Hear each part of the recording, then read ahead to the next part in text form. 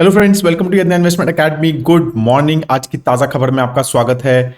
हमेशा की तरह अभी तो ग्लोबल न्यूज़ की वैसे भी ज़्यादा बात है, तो ग्लोबल न्यूज़ के ऊपर पहले स्टार्ट करेंगे और फिर कुछ इंडिया स्पेसिफिक न्यूज़ और कुछ कुछ स्टॉक स्पेसिफिक न्यूज़ भी हैं, क्योंकि कुछ अपडेट्स आए हैं कंपनीज के, तो उसके बारे में डेफिनेटली आज डिस्कस करेंगे। वीडियो को लास्ट तक ज़रूर देखिएगा। आज भी एक छोटा सा नॉलेज सेक्शन है, अगेन टैरिफ रिलेटेड ही है, तो वो भी बात हम करेंगे।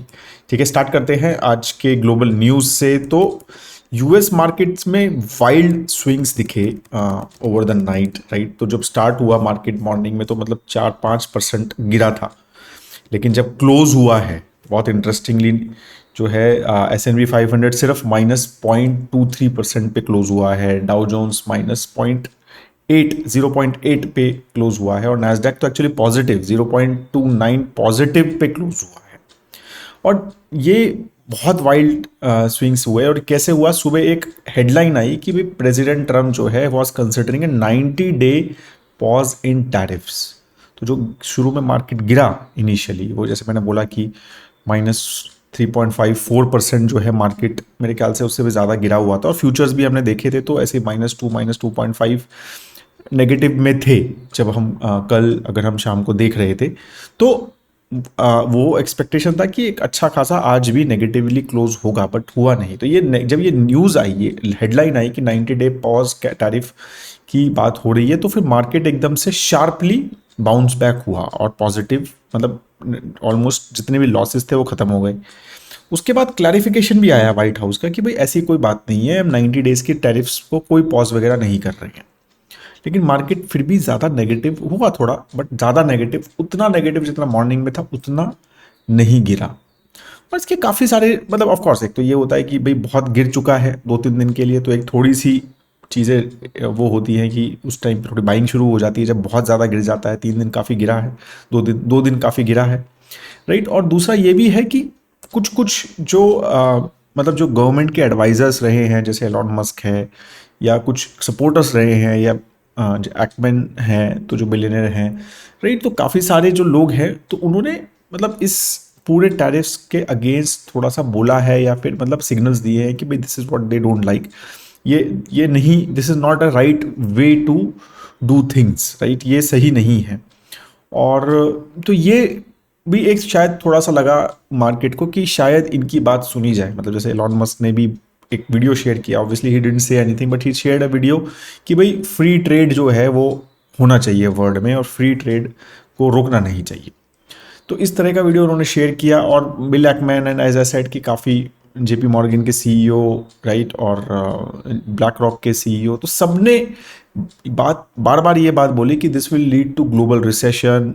ये चीज़ सही नहीं है, this is not the way to basically go for these things. तो ये सब चीज़ों के ऊपर मतलब लगा कि मार्केट को शायद थोड़ी पॉजिटिव न्यूज़ आ सकती है। जो ट्रेजरी सेक्रेटरी है उन्होंने भी बोला कि भाई इम्पोर्ट ड्यूटीज़ यस लगी हैं, राइट, लेकिन उन्होंने कहा कि भाई ऑलमोस्ट 70 कंट्रीज जो हैं they have reached out to us about negotiating tariffs, right. तो उन्होंने और जापान वगैरह के बारे में बात की कि जापान को प्रायोरिटी मिलेगी और वो टैरिफ में मतलब नेगोशिएशन करने के लिए।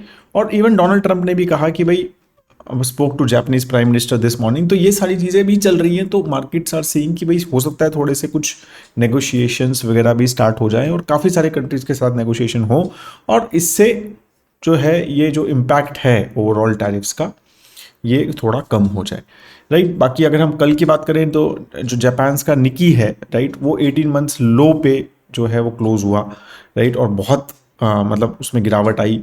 फिर सुबह क्या हुआ, मतलब कल रात को लेट नाइट क्या हुआ है कि ट्रंप ने 50% टैरिफ्स जो हैं वो अनाउंस किए ऑन चाइना। चाइना ने रिटालिएटरी टैरिफ्स अनाउंस किए थे, राइट, 34%। तो उन्होंने कहा कि भाई अगर ट्रंप हमारे ऊपर 34% लगाएगा तो हम भी लगाएंगे 34%। तो ट्रंप ने कहा है कि if China does not withdraw its 34% increase above their already long term trading abuses by tomorrow, right. तो उन्होंने कहा है कि US will impose additional tariffs on China of 50%, और 50% और टैरिफ लगाएंगे, राइट, फ्रॉम, वो भी डेट भी बता दी है, अप्रैल 9th। तो कल अगर एक दिन में उन्होंने अगर वापस नहीं लिए, तो अभी तक तो कुछ चाइना ने बोला नहीं है वापस लेने के लिए, बट उन्होंने ये बोला कि this is not the way to trade, ये धमकी दे दे के काम नहीं होता, तो ऐसा उन्होंने स्टेटमेंट दी है, राइट। ईयू कमीशन की जो प्रेसिडेंट है उन्होंने भी बोला कि भाई we are offering zero for zero tariffs, कि आप जीरो कर दो सारे टैरिफ, हम भी सारा जीरो कर देंगे इंडस्ट्रियल गुड्स के ऊपर, ठीक है। तो उन्होंने कहा कि वो हम कर दो, वो करना शुरू कर दो, बट ट्रम्प हैज मतलब सेड कि नो, दिस विल नॉट, मतलब this is not going to work because आपने पहले बहुत अब्यूज़ किया है, तो we we not going to. तो ये सारी चीज़ें बेसिकली हुई हैं, राइट। सो इसकी वजह से मार्केट्स आर एक्सपेक्टिंग कि भाई चीज़ें जो है शायद नेगोशिएशन बहुत जल्दी हो, और इवन जो बेसेंट है जो ट्रेजरी सेक्रेटरी, उन्होंने भी बोला है कि 70 कंट्रीज कर रहे हैं, तो मतलब अप्रैल मई में हम we are going to be busy, और काफ़ी सारी नेगोशिएशंस जो हैं वो टैरिफ्स के ऊपर हो सकती हैं। सो दीज थिंग्स बेसिकली थोड़ा सा मार्केट को पॉजिटिव करके मतलब रखा ओवरऑल यूएस मार्केट को, आई एम सेइंग, राइट। और होपफुली मतलब अगर हम गिफ्ट निफ्टी को भी देखें और निकी को भी देखें, राइट, जो फ्यूचर्स हैं उन सब में लग रहा है कि मार्केट आज जो है वो थोड़ा सा पॉजिटिव रह सकती है, ये सारे रीजंस की वजह से, ठीक है। बाकी गोल्डमैन सैक्स ने अगेन और रेज कर दिया है रिसेशन का रिस्क। उन्होंने कहा कि भैया 45% का रिस्क हो गया है यूएस रिसेशन का, राइट। 35% किया था पहले, 25 से 35, और 45% जो है वो गोल्डमैन सैक्स ने कर दिया है। कल एस जयशंकर जो इंडियन एक्सटर्नल अफेयर मिनिस्टर हैं, उन्होंने भी बोला कि भाई he spoke to Secretary Rubio, जाकि जो कि उनके फॉरेन मिनिस्टर हैं यूएस के, and agreed on importance of early conclusion of bilateral trade agreement. तो अगेन यहाँ पर इंडिया और यूएस की भी डिस्कशन चल रहे हैं, they are trying to get those negotiation earlier than initial thought, right. तो वो भी चीज़ें यहाँ पर भी चल रही है, so that is also things which are happening, right. Government ने भी एक अलग से पैनल सेटअप किया है ऑफ मिनिस्टर्स और ब्यूरोक्रेट्स, कि भाई जो इंपोर्ट डाइवर्जन हो रहा है चाइना और वियतनाम से, क्योंकि अब यूएस में अगर इंपोर्ट नहीं होगा with because of these tariffs, तो वो जो है डाइवर्जन किधर हो रहा है, क्या वो इंडिया में आ रहा है, क्या वहाँ पर डंपिंग हो रही है, वो वर्ल्ड में कहाँ डंपिंग हो रही है उन सब सामान की, अगर वो सामान यूएस नहीं जा रहा है, राइट। तो ये सारी चीज़ें क्लोजली ये पैटर्न समझने के लिए कि changes in the pattern of movement of goods, right, and come up with counter measures as and when required. So it is very important, like इसके ऊपर काफ़ी बारी बात हुई है, और हमारे मेरा भी जो वीडियो भी था कि impact on India of tariffs, तो इसके ऊपर भी था कि भाई ये चीज़ें हो सकती हैं, क्योंकि बहुत सारा सामान जो है वो अब यूएस नहीं जाएगा तो वो कहीं और जाएगा, और वो कहीं और जाएगा तो सस्ते में जा सकता है, राइट। उसमें बहुत बड़ा डिस्काउंट भी दिया जा सकता है कि भाई ले लो अब, तो वो जो है उसको बोलते हैं डंपिंग। तो डंपिंग जो है इंडिया को नहीं करवानी है, तो इसके ऊपर ये सारी चीज़ें वहाँ पर ये पैनल सेटअप किया गया है। बाकी कुछ ट्रेड ऑर्गेनाइजेशन जैसे GTRI बोल रही है कि भाई यूएस का एक्सपोर्ट अगर ये टैरिफ्स रहते हैं, राइट, तो 6.4% हमारा एक्सपोर्ट जो है यूएस को शिफ्ट मतलब डिक्लाइन हो सकता है ओवरऑल, राइट। तो उसमें से मेजर जो इम्पैक्ट होएगा वो आयरन एंड स्टील के ऊपर होगा, जो ऑलमोस्ट उन्होंने बोला है कि 18% का जो है इम्पैक्ट हो सकता है कि भाई हमारा कम हो जाएगा यूएस को ट्रेड। डायमंड और गोल्ड रिलेटेड प्रोडक्ट्स को ऑलमोस्ट 15% कम हो सकता है। व्हीकल एंड पार्ट्स, राइट, जो व्हीकल पार्ट्स हैं वो 12% तक कम हो सकते हैं, और इलेक्ट्रिकल टेलीकम्युनिकेशन इलेक्ट्रॉनिक प्रोडक्ट्स जो हैं वो 12% तक कम हो सकते हैं। ओवरऑल जो है इंडिया ने 2024 में 90 बिलियन 89.8 बिलियन डॉलर का गुड्स जो है ऑलमोस्ट यूएस को एक्सपोर्ट किया है। तो ये सारी डिटेल्स भी हमें पता होनी चाहिए कि भाई कितना इंपैक्ट हमारे ऊपर हो सकता है, तो ये सब चीज़ें इंपॉर्टेंट है। और कुछ इंडिया स्पेसिफिक चीज़ों के ऊपर अगर हम बात करें, राइट, तो गवर्नमेंट ने एक्साइज ड्यूटी जो है पेट्रोल और डीजल के ऊपर 2 रुपये से बढ़ाई है, राइट। क्या इससे प्राइसेस बढ़ेंगे? तो आप कहेंगे भाई यू क्रूड ऑयल तो कम हो रहा है, राइट, ग्लोबली। अभी अगर हम देखें आज की तारीख में तो $63.5 के आसपास है ब्रेंट क्रूड, राइट। तो काफ़ी सिग्निफिकेंटली वो कम हुआ है। मतलब अगर हम शायद मेरे ख्याल से 1 हफ्ता 2 हफ्ता पहले ही देखें तो वो 73-74 था, तो वो ऑलमोस्ट $10 तो कम हो गया। तो यहाँ पर तो ग्लोबली तो क्रूड ऑयल प्राइसेस कम हो रहे हैं, तो क्या गवर्नमेंट बढ़ाने की बात कर रहा है क्या क्रूड ऑयल प्राइसेस? नो, तो they are not increasing the price. वो ये बोल रहे हैं कि टैक्स बढ़ाया है हमने, तो कौन टैक्स देगा? तो जो OMCs होते हैं, जो basically oil marketing companies, Indian oil, BPCL, और ये इसको बेसिकली वो वाला जो टैक्स है वो देंगे, एंड दे विल मतलब टेक दोस्त, मतलब वो उस पर इम्पैक्ट जो है प्राइस के ऊपर कोई इम्पैक्ट नहीं आएगा, तो वो लॉस जो है वो लेंगे। ऑफकोर्स उनको भी प्रॉफिट तो है बिकॉज ग्लोबली ऑयल सस्ता है, राइट, और उसकी वजह से, और इंडिया में जो है प्राइजेस कम नहीं हुए हैं, तो there is a gap and उसकी वजह से अभी ऑयल मार्केटिंग कंपनीज को प्रॉफिट है ऑयल के ऊपर, तो वो प्रॉफिट जो है वो गवर्नमेंट ने टैक्स की तरह लिया है, तो वो transfer of money from OMCs to government basically is happening. तो अगर हम इन्वेस्टर हैं राइट OMCs कंपनी के लिए, तो गवर्नमेंट ने वो जो प्रॉफिट कुछ है तो वो उन्होंने अपने पास ले लिया है राइट। तो ये चीज़ें, तो अब अगेन मतलब it is time for government to, मेरे ख्याल से क्रिएट अ वॉर चेस्ट। अगर चीज़ें मतलब स्लो डाउन होती है इकोनॉमी में, वर्ल्ड वाइड स्लो डाउन होता है बिकॉज ऑफ दिस टैरिफ्स और ये रहते हैं राइट, तो government needs a war chest right now. ठीक है कि भाई जैसे कोविड में था कि भाई हमें मनी प्रिंटिंग तो नहीं कह सकते बट काफ़ी सारी चीज़ें फ्री देनी पड़ी थी और ये सारी चीज़ें करनी पड़ी थी, काफ़ी मतलब गवर्नमेंट को एक्सपेंड एक्स्ट्रा करना पड़ा था जितना उनका एक्सपेक्टेशन था उससे राइट। तो फिजिकल डेफिसिट का जो मैथ है उसको मैनेज करने के लिए आई थिंक ये किया गया है राइट, तो just to create that war chest right. But again yes, ideally कम करना चाहिए क्या, तो ये भी बोला मतलब जो पेट्रोलियम मिनिस्टर हैं तो उन्होंने कहा है कि भाई अगर हम we are watching the price और हो सकता है कि हम पेट्रोल प्राइजेस और डीजल प्राइजेस को कम भी करें ठीक है इंडिया में, तो वो भी चीज़ें देखते हैं वो अगर होता है तो।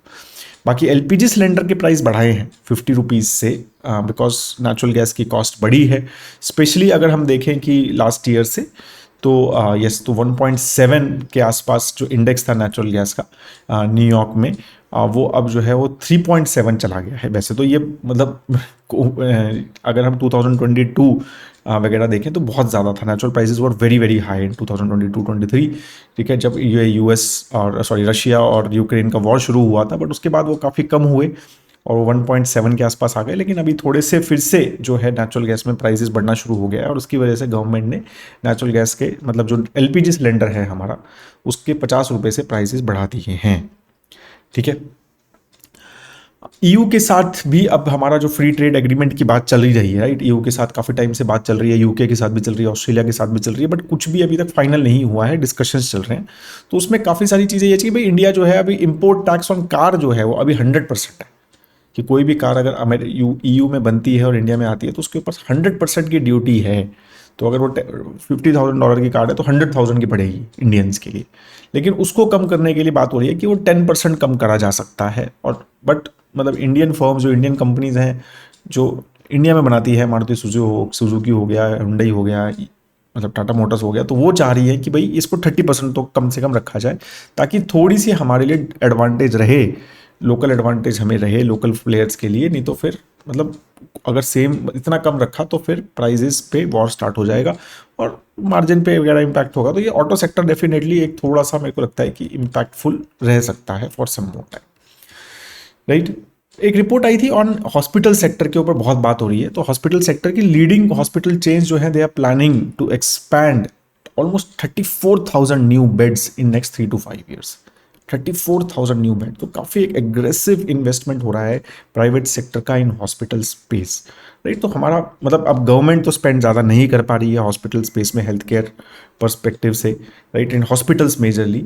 तो अभी जो private sector currently 60-65% hospital beds India के प्राइवेट सेक्टर के पास है और ये एक्सपेक्टेड है कि भाई ये और ज़्यादा हो जाएगा क्योंकि पब्लिक हेल्थ इंफ्रास्ट्रक्चर वो पेस नहीं रख पा रहा है। मतलब एक लोअर लेवल पे फिर भी मेरे ख्याल से जो डिस्पेंसरी लेवल पे शायद थोड़ा बहुत कर पाएंगे, लेकिन जो एक टर्शरी हॉस्पिटल्स हैं वो मुझे लगता है कि more and more government wants private sector to take care of those things.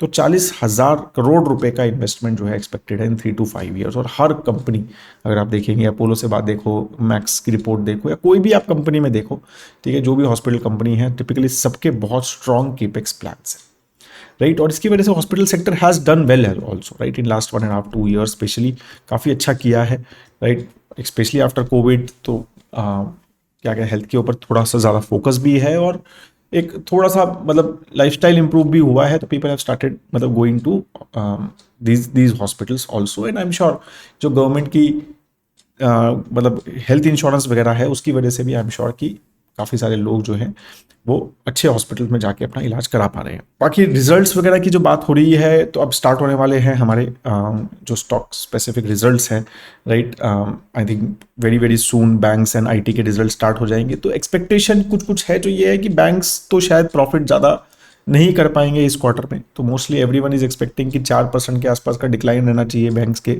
सारे मिला के बैंक्स का प्रॉफिट का डिक्लाइन रहना चाहिए, मेजरली बिकॉज कि भाई इंटरेस्ट रेट कट हुए हैं और ओवरऑल डिपॉजिट जो कॉस्ट है वो बढ़ रही है बैंक्स की, क्योंकि कासा रेशियोज जो हैं वो कम हो रहे हैं, और मतलब डिपॉजिट्स जो फिक्स डिपॉजिट्स वगैरह है उसी का शेयर बढ़ रहा है, तो फिक्स डिपॉजिट में उनको ज़्यादा पैसे देने पड़ते हैं, कासा में उनके लिए अच्छा रहता है एनआईएम्स।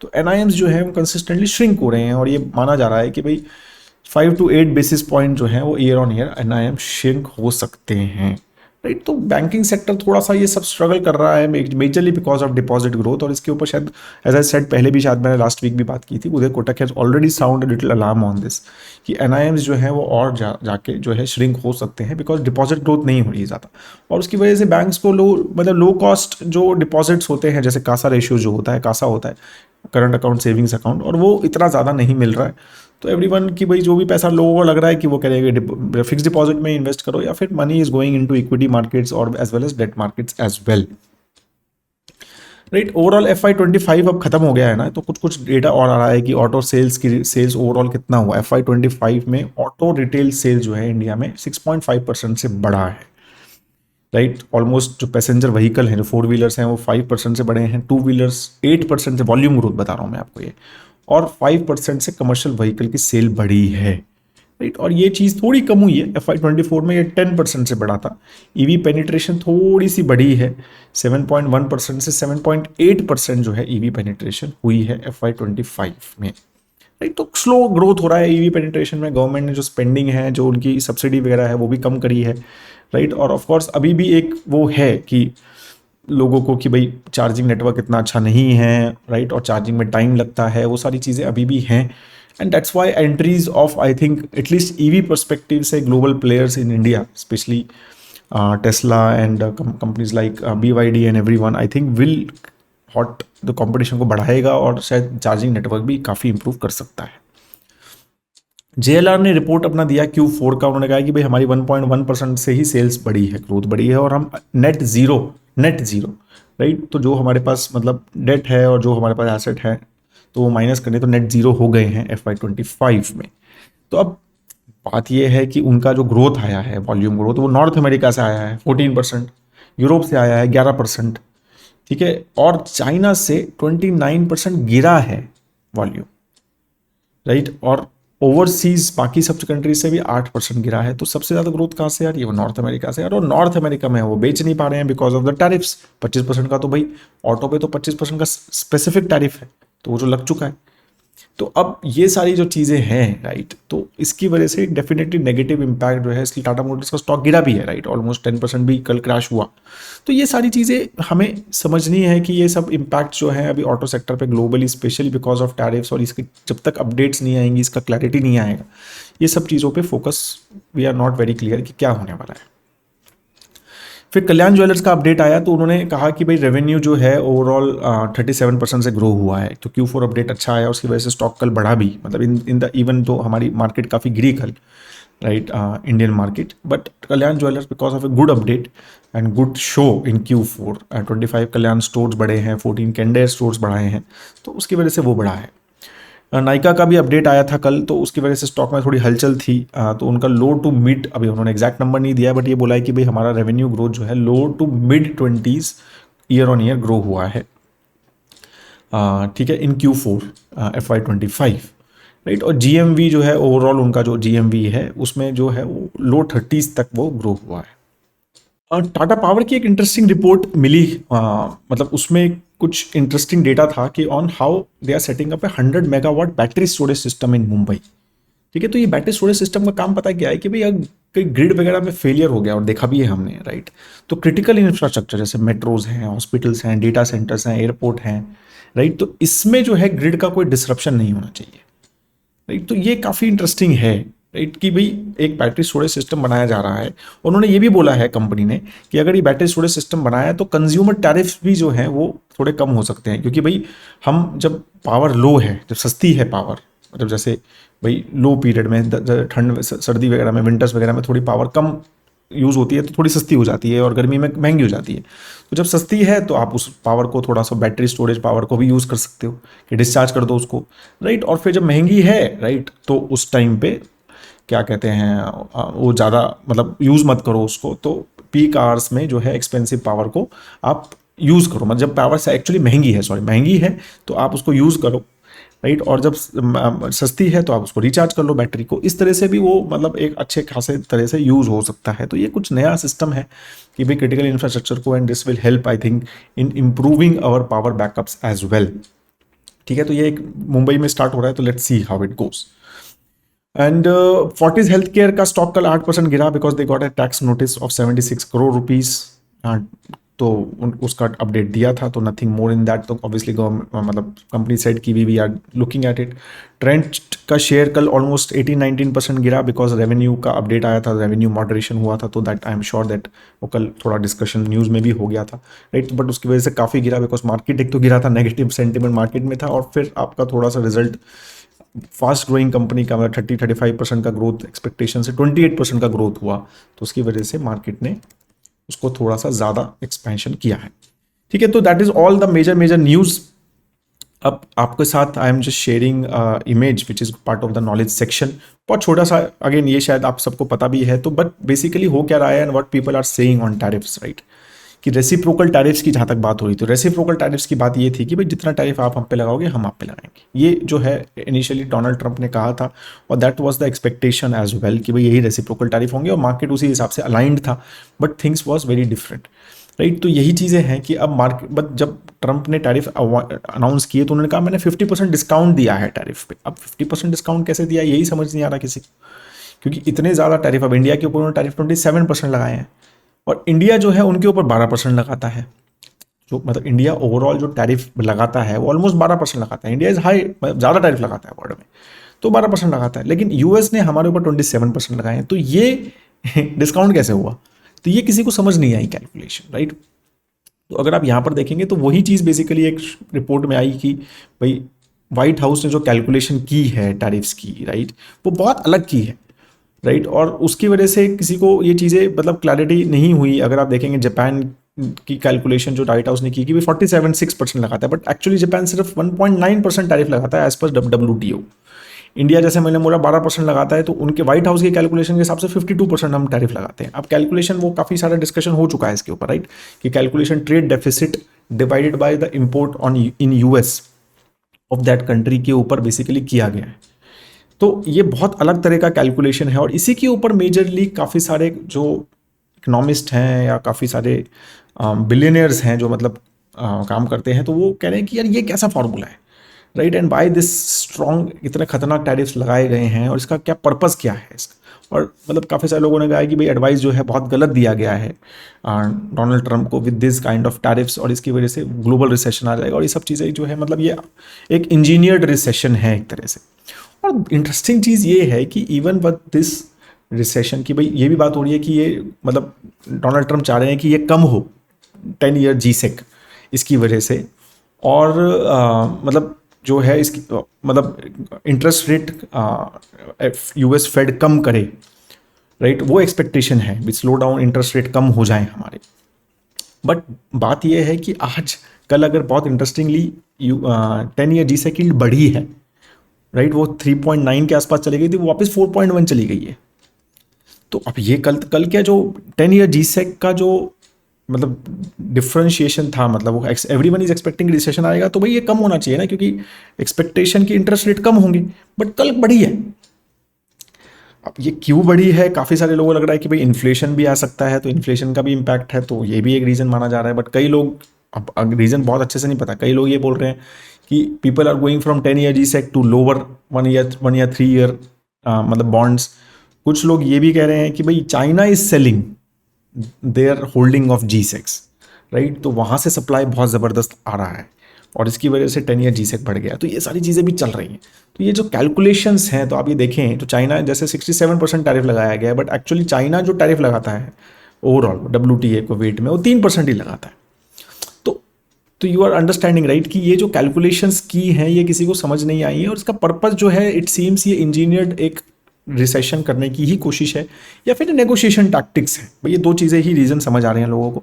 And negotiation of course like everyone is, मतलब जब बोल रहे हैं कि भाई 70 कंट्रीज आर ऑन टेबल, तो मे बी दिस वर्क्स, और नेगोशिएशन होती हैं, that's why market is expecting कि ठीक है भाई शायद शांति रहेगी, नेगोशिएशन वगैरह हो जाएंगी, और ये सारा जो इम्पैक्ट है ये कम हो जाएगा, and that is what everyone is expecting now. and let's see how it goes, because there are a lot of noise, everyone is saying different things as well, even within the government of US people are saying different things. तो एक बहुत coherent चीज़ें नहीं clear हो रही हैं, and markets will react to various things that is happening, कि भाई वो मेरे को लगता है कि न्यूज़ बेस्ड ही रहेगा, और ग्लोबल न्यूज़ इम्पैक्टेड ही अभी इंडियन मार्केट ज़्यादा रहने वाला है रादर देन डोमेस्टिक फैक्टर्स में, बिकॉज वो हावी रहने ही वाले हैं कुछ टाइम तक। That is all I have. अगर आपको वीडियो अच्छा लगे तो प्लीज़ फ्रेंड्स और फैमिली के साथ शेयर जरूर कीजिए, या अपने सोशल मीडिया चैनल्स पर शेयर जरूर कीजिए। Have a great time ahead दोस्तों। जय हिंद।